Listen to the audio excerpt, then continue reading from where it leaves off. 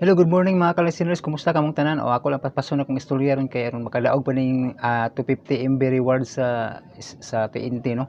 So kani akong gamit karon reward sa ning 250 MB. So sa mga nagatang sa drama nga way hilak kay gabi ra gud nako gi-upload siya pero ang problema kay wa na kaigo ang load mao na ang naundang ga-uploading siya pero hantod karon wa na di na mo tiwas og upload tungod kay nahurot na ang data no.